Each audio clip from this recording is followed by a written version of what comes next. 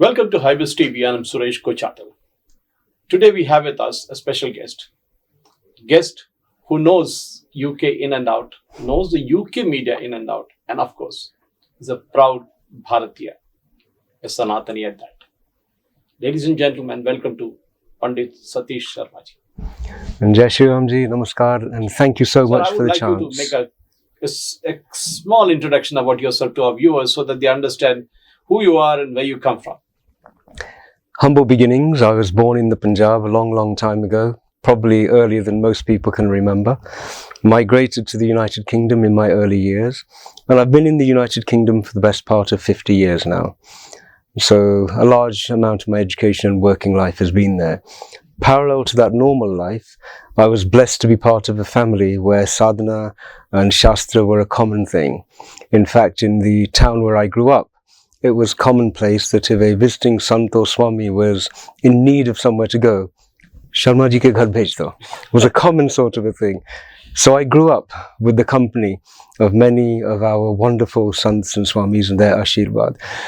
I've always had a deep personal interest in our Shastra and Sadhana and Sanskriti, and it has enabled me to create a little bit of a bridge between the two cultures, but also understand the two civilizations, the different stages where they're at.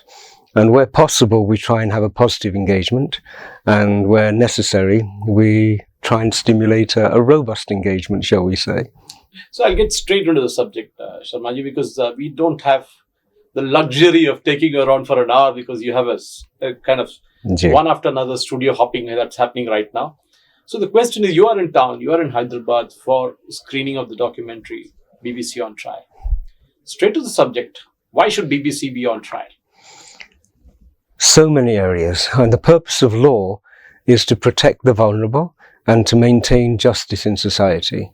And whenever somebody transgresses and creates injustice, creates friction, and I would say creates criminality, they need to be brought in front of the appropriate authorities, their actions judged, and then justice restored. The BBC is one of those entities which is so large that it can cause conflict, it can stimulate and incite passions, and it can seed hatred. And the evidence that we put forward in the documentary is that the BBC knowingly and with malicious intent has been involved in interfering in the internal affairs of a friendly democracy. And it's been doing this for a long period of time. The impact of it is normally felt long after it's left the scene. And so we felt that it was time to present the evidence to the wider people so they know exactly what's going on, that they wouldn't be vulnerable to some of the hate-mongering and, shall we say, fake news that the BBC seeds, but also then we can move towards judging them for what they are. They are not a good faith broadcaster. They have an agenda, and the agenda is not good for Bharat and Bharatiyas. So our hope is that by providing the evidence first in the public medium, then in the judicial space, we can move towards justice.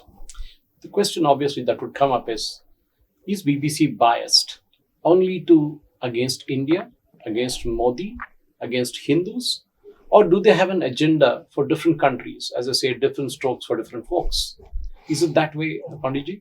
The BBC was established with a very clear agenda. It was not a stated agenda. The agenda was to maintain the capacity of the British establishment to extract resources, firstly openly, overtly, and then after 1947, covertly. That was the agenda of the British Broadcasting Corporation. So it is inherently biased against the renaissance of a Bharatiya identity. Imagine when a Bharatiya identity has been reborn and is fully connected with its civilizational trajectory. They are fearful that we will ask for justice, that we will demand reparations from a position of just and moral and ethical certitude. And so they're determined for that not to happen. In fact, that's the most, usually BBC has been used by the British government, indirectly or directly, you can get that right, in terms of toppling of many governments. Correct. Okay, be it Iraq or the other countries, which including the Eastern Bloc countries at one time. But why would they be interested in toppling a regime in a friendly country like India, as you mentioned? Is it something to do with the inherent hate for Hinduism?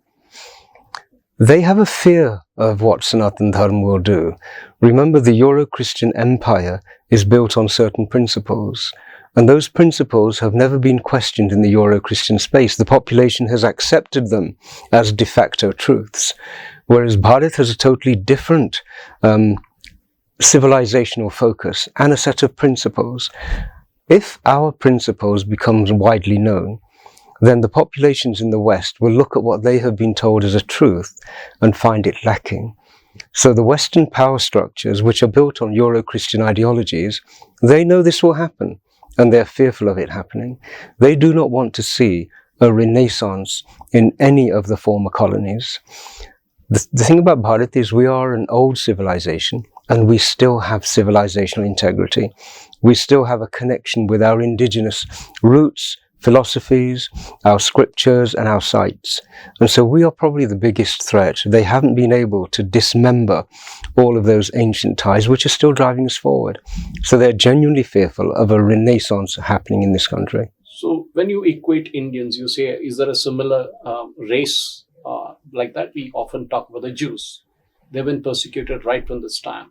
And even now, they are faced up against a very persistent anti-Jewish campaign, pro-Hamas, pro-Hezbollah campaign, which the BBC is also accused of doing in different ways.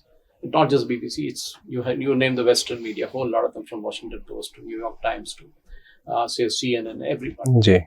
Is there a kind of concerted attempt across the world, for example, to take on communities which don't agree to their philosophy, of the BBC's philosophy or their own? They established a hegemony, a global hegemony, which gave them a great deal of comfort. It gave them a great deal of power and influence, so much so that they have created global institutions which are guiding human affairs. There are two nations which will threaten that, and both of the nations that I'm thinking of, they are non-expansionary in ideology. We resist the pressures to make us adhere to somebody else's idea of what we should be. The Jewish community are non-expansionary. We are non-expansionary. And so that gives the Abrahamists, in the same word as we have Islamists and so on, there are Abrahamists. It gives them a great deal of disturbed, shall we say, sleep. That's the commonality that I see. The Abrahamists have been trying to target the Jewish community for a long period of time, and our community, because we're creative. We look deeper into things. The number of Nobel Prize winners that have come out of the Jewish community leaves the vast majority of the Abrahamists far behind, and that makes them uncomfortable. We make them uncomfortable because we have civilizational superiority. When you started making this documentary, Yeah. and by the time you ended it, when I looked at the special screening yesterday, there was a huge amount of very good, solid research that went into it. I think each and everything that was talked about was documented. That's correct. What is your feeling that if the BBC decides, for example, to sue you in the UK for whatever you did, you would, I mean, the UK laws are pretty strict about libel and all that, but you have the proof. Will BBC dare sue you in UK? I don't think so. I think what will happen is that if they do engage, what we have created is toxic for them. If they engage with us, they will add their energy and momentum to the expansion of the awareness of this toxicity. I don't think they would want that to happen.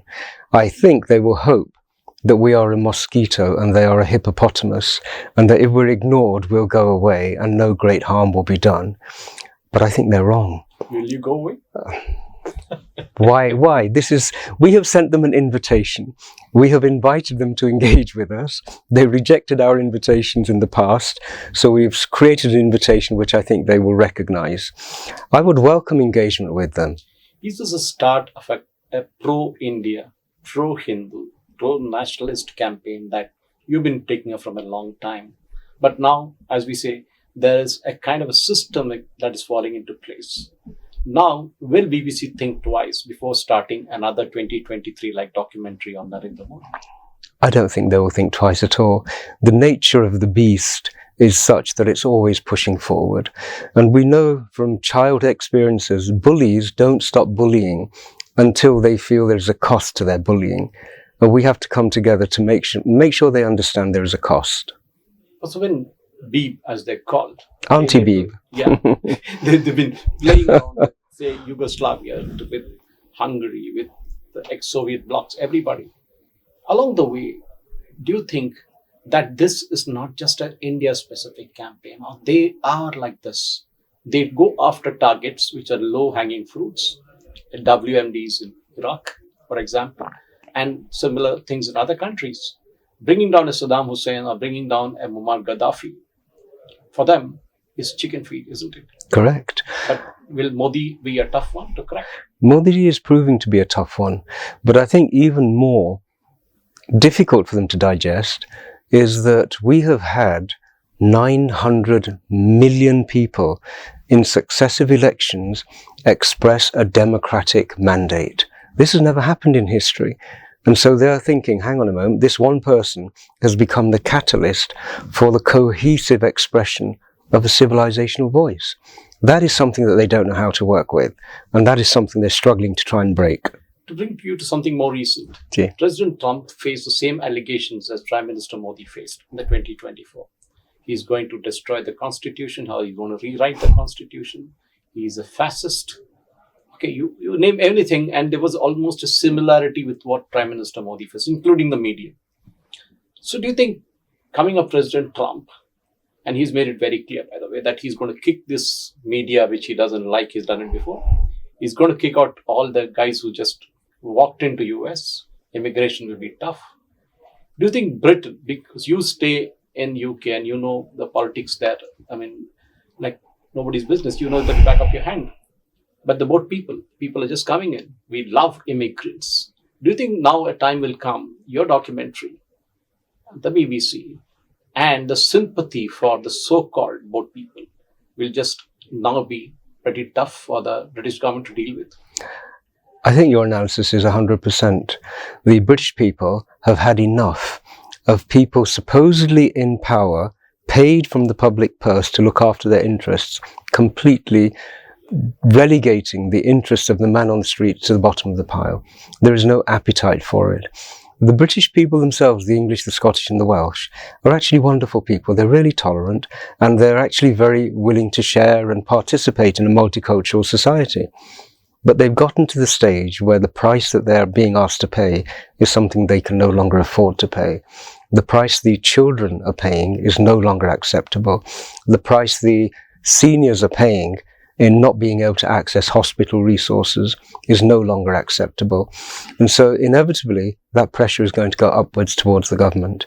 There will be a conflict because the government is now run by ideologues. They're not people who are monitoring and not accustomed to monitoring the mood of the people. They are people who know better and they're going to fix everybody else to fit in with their ideology. And that has never worked well in Britain. We've seen Goebbels, we've seen how he worked with the German armed machinery, so to speak of, during the Second World War. Yeah.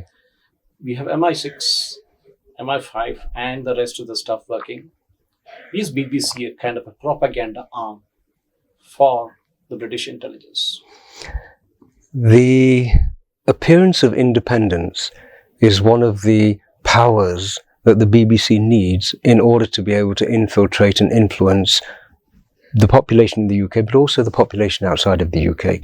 So it will not be visible, but it's an accepted, understood reality that the desire of the establishment will be followed by the BBC without even having to give instructions. That relationship is there, it's in evidence, we have seen it time and time again, and we don't expect that to change.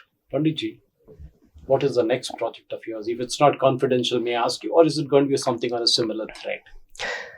Decolonization of the Bharatiya identity is something that has to happen. And when we started the BBC project, it was with the understanding that the BBC has been broadcasting into our minds what we should be, what we should believe, how we should behave. And so by diminishing their capacity to do that, I'm hoping that the natural resurgence of the Bharatiya identity, its healing, its reintegration will happen. And we have other projects we're intended to either support that healing or to prevent external agencies from harming that healing. So you will be seeing more projects in that space. Pandit Satish Sharma ji, wonderful speaking to you. And I wish next time you're in Hyderabad, you should stay for a couple of days more so that we could have more extensive conversations about various things that you do. Because people in Bharatiya community in India, I don't think are as much passionate about the Sanatana Dharma and others as much as you are sitting right there in UK.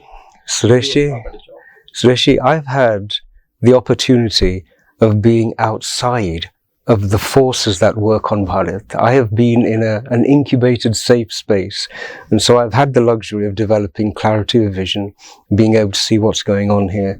But thank you so much for the warm welcome. Hyderabad has been wonderful, and I have to say that the warmth with which I've been received, the message has been received, has given us so much energy. Thank you very much, Sureshi. A pleasure. Thank you. Ladies and gentlemen, that was Satish Sharma, Pandit Satish Sharma ji, as we popularly know him as.